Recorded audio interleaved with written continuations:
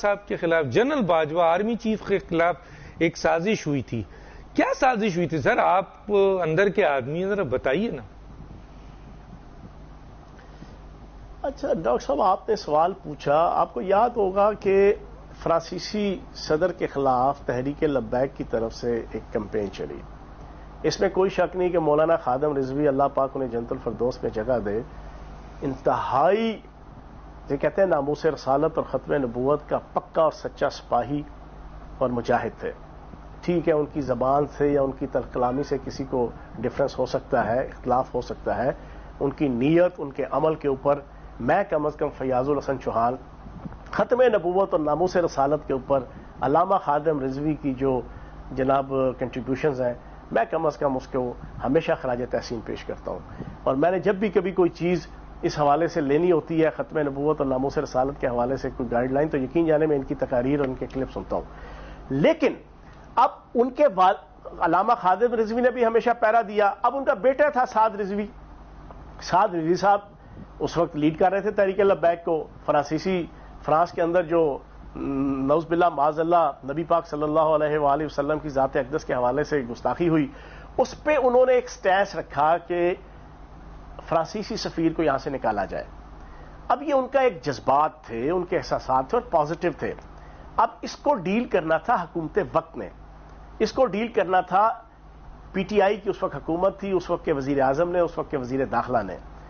ہوا کیا کہ جنرل باجوہ کیونکہ 2020 کے اینڈ میں ہی وزیر اعظم کی اور چیئرمین تحریک انصاف کی مینٹلٹی، اپروچ، سوچ، آمرانہ قسم کی سوچ وہ جان چکے تھے، اور باقی بھی ساری چیزیں جو کرپشن، جو دو نمبری گھر سے شروع ہو کے دائیں بائیں اوپر نیچے سب کچھ ہو رہی تھی، انہوں نے ایک اپنا ذہن کلیئر کر لیا تھا کہ وہ چیزیں نہیں ہیں کہ جو سوچ کے لایا گیا تھا. اب اس کے باوجود وہ ان سے کوآپریٹ کر رہے تھے. لیکن چیئرمین تحریک انصاف اور وزیر اعظم جو اس وقت تھے، ان کے دل میں ایک میل آ گیا کہ جنرل باجوہ شہباز شریف سے کیوں ملاقاتیں کرتے ہیں، جنرل باجوہ زرداری صاحب سے کیوں ملاقاتیں کرتے ہیں، جنرل باجوہ اپوزیشن کے لیڈرز. حالانکہ آرمی چیف جو ہے وہ پورے پاکستان کا ہوتا ہے. آرمی چیف نے اپنے آپ کو نیوٹرل رکھنا ہوتا ہے. آرمی چیف کا جو سٹینس ہے، اس نے تمام پولیٹیکل جو پارٹیز کے ہیڈ ہے، وہ سٹیک ہولڈر ہوتے ہیں، ریاست کے بھی اور ملک کے بھی اور سوسائٹی کے بھی، ان سے رابطے میں رہنا ہوتا ہے. لیکن ان کو پسند نہیں آیا، وہ چاہتے تھے اکیلا میں ہوں اور باقی ساروں کو یہ ٹونگ دیں. اب انہوں نے، یہ میں آج پہلی دفعہ بریک کر رہا ہوں، ہوا یہ کہ وہ بڑا پازیٹیولی سعد رضوی صاحب کمپین کر رہے تھے اور ان کی پوری ٹیم اور تحریک لبیک.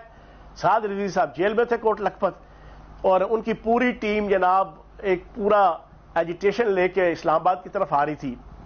اب اس میں وزیرآباد تک وہ پہنچ گئے، لیکن کسی وزیر اعظم نے، وزیر داخلہ نے پراپر طریقے سے ان کو کنونس کرنے کی کوشش نہیں کی کہ انٹرنیشنل آبلیگیشنز کیا ہے، انٹرنیشنل کنسٹرینٹس کیا ہے، کس طریقے سے ہم آپ کے ایشو کو ایڈریس کر سکتے ہیں، کس طریقے سے نہیں کر سکتے، مجبوریاں کیا ہیں، ہم کیا کر سکتے ہیں کیا نہیں کر سکتے.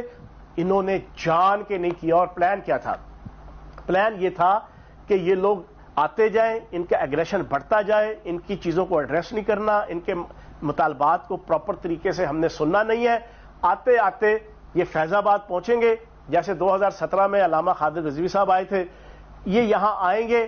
یہاں پر آ کر یہ، اور پھر انہوں نے آہستہ آہستہ ان کے ذہنوں میں ڈالنا شروع کیا، سعد رضوی صاحب کے اور تحریک لبیک کے قائدین کے کانوں میں، کہ ہم تو کرنا چاہتے ہیں لیکن آرمی چیف جو ہے وہ ہمیں نہیں کرنے دے رہا.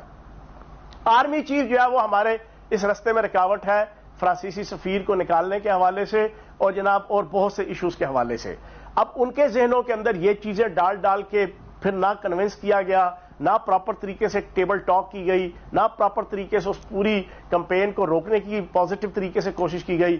وہ آتے آتے لاشیں اٹھا کے وہ جناب خونریزی کا ایک بازار گرم ہوتے ہوتے وہ وزیر آباد پہنچے ہوئے ہیں. اور اس وقت صورتحال کیا ہے؟ وزیر داخلہ جناب شارجہ جا کے میچ دیکھنے گئے ہوئے ہیں. وہ شارجہ میچ دیکھ رہا ہے، ملک چوک ہوا ہے، ملک جناب پوری سوسائٹی ڈسٹرب ہوئی ہے، ایک عجیب لا لیسنس والا ماحول بنا ہوا ہے. وزیر داخلہ جناب شارجہ بیٹھا موج میلہ کر رہا ہے. وزیر اعظم کو کچھ پتہ نہیں کیا ہو رہا ہے کیا نہیں ہو رہا ہے، کیونکہ اندر سے پلان تھا کہ ان کو آنے دو. جب یہ پہنچ جائیں گے فیض آباد تو یہ جنرل باجوہ کے خلاف انہوں نے جناب آواز بلند ان سے کروائی جائے گی اور ان کو بتایا جائے گا کہ جناب نہیں، جنرل باجوہ اصل میں جناب اس پورے معاملات کے اندر ہمیں اچھے طریقے سے چیزیں سارٹ آؤٹ نہیں کرنے دے رہے. اس موقع پر جنرل باجوہ کو ایک ایسی خفیہ ایجنسی جو ڈائریکٹ ان کے ماتحت ہوتی ہے، اس کی طرف سے رپورٹ آئی کہ یار یہ ڈرامہ ہو رہا ہے، یہ پوری سازش اور کمپین ہو رہی ہے. انہوں نے اسی وقت، میری انفارمیشن یہ ہے، میں وزیر جیل خانہ جات تھا، راتوں رات سعد رضوی صاحب کو کوٹ لکھپت جیل سے لایا گیا اسلام آباد پنڈی. ان کو پراپر طریقے سے، اچھے طریقے سے ساری چیز سمجھائی گئی. انہیں بتایا گیا کہ عالمی سطح پہ ہمارے پاکستان کے کیا معاملات ہیں، FATF کیا ہے، یورپی یونین کیا ہے، انٹرنیشنل لیول پہ ہم کن کن آبلیگیشنز کے اور کنسٹرینٹس کا ہم جکڑے ہوئے ہیں، ریاست ہماری کی کیا مجبوریاں، بڑے احسن طریقے سے چیزیں سمجھائیں. اور وہ ایک سمجھدار آدمی ہے، وہ پاکستان کا محب وطن لیڈر ہے، اس کا جناب جذبات جو ہے اس کے اوپر میں قطعاً بھی کوئی بلیم نہیں کر سکتا. انہیں کچھ چیزیں سمجھ آئیں اور پھر جنرل باجوہ نے اپنا ڈنڈا جب لہرایا اور چلایا تو پھر بھاگا جناب وزیر داخلہ صاحب بھی شارجہ سے ادھر آئے اور پھر وزیر اعظم بھی تھوڑے سے سیدھا ہوا اور بندے کے پتر بنے اور سارے معاملات وزیر آباد میں ہی سارٹ آؤٹ ہو گئے. تو یہ بلایا، یہ جو سعد رضوی صاحب کو بلایا جیل سے، یہ عمران خان نے بلایا، حکومت نے بلایا یا آرمی چیف نے ان کو بلایا؟ نہیں، عمران خان کو تو پتہ بھی نہیں تھا، چیئرمین تحریک انصاف کو. یہ تو میں نے آپ کو بتایا ہے کہ ایسی ایجنسی کی جو ڈائریکٹ آرمی چیف کے ماتحت ہوتی ہے، انہیں خبر ہو گئی، جو میری انفارمیشن ہے اور میں سمجھتا ہوں کہ اتھینٹک انفارمیشن ہے. میں نے پھر میں نے ایک بڑی خفیہ انکوائری کی اور کنفرم کیا کہ واقعی سعد رضوی صاحب کو راتوں رات لے جایا گیا ان دنوں، وہ کنفرم ہو گئی ہے نا. تو سعد رضوی صاحب نے بھی ایک محب وطن پاکستانی کا اور ایک محب اسلام لیڈر کا ثبوت دیا. اس وقت چیزیں انہیں سمجھ آ گئی. یہی چیزیں سمجھانی تھی وزیر اعظم نے، یہی چیزیں سمجھانی تھی وزارت داخلہ نے، یہی چیزیں سمجھانی تھی سول ان ایجنسیز نے کہ جو ان کو ڈیل کر رہی تھی. لیکن وہ سارے کے سارے اس وقت کے وزیر اعظم کے ایجنڈے کے اوپر اور ان کو جو چلا رہے تھے بندے، اس کے مطابق یہ تھا کہ یہ پورا غم اور غصہ جنرل باجوہ کے خلاف لے کر آؤ، جنرل باجوہ کی پوزیشن خراب کرو. یہ بڑی گیمیں یہاں پہ ہوتی ہیں. جنرل باجوہ کو کیا عمران خان جنرل باجوہ کو ہٹانا چاہتے تھے؟ ہٹانے کی بات نہیں ہے، ان کو گندا کرنا، ان کی فیم کو خراب کرنا عجیب.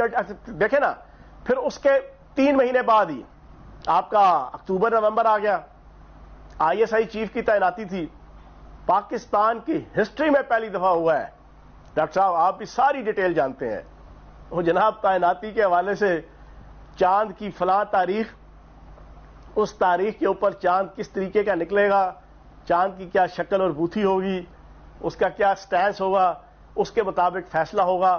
پھر جناب چلہ کاٹا جا رہا ہوگا، چلہ کاٹنے کا جو جناب رزلٹ آئے گا اس رزلٹ کے مطابق ہوگا. چیزیں جس طریقے سے لنگر آن کی گئی ISI چیف کی تعیناتی کے حوالے سے، اور پھر کہتے ہیں نا 100 چھتر اور 100 پیاز کھا کے فیصلہ وہی کیا کہ جو جناب فرام ڈے فرسٹ سے جناب آرمی کی طرف سے اور اسٹیبلشمنٹ کی طرف سے جو چیز آئی تھی، اب ان چیزوں نے بھی اور خراب کر دیا. مطلب ہے کہ اپنے پاؤں پہ کلہاڑیاں خود مار مار کے جب آپ نے ساروں کو مخالف کر لیا، اپنی نااہلی، اپنے نکمے پن، اپنی کرپشن، اپنی فیملی کی، اپنے گھر کی، اپنے ارد گرد کے لوگوں کی، پھر اس کے بعد آپ کہتے ہیں جی مجھے کیوں ہٹایا، میری تو حکومت جاری رہنی چاہیے تھی. اور پھر حکومت گئی بھی آپ کے سامنے ہے کہ وہ تحریک عدم اعتماد کے ذریعے سے گئی. اس پہ آپ نے سائفر کا سہارا لیا.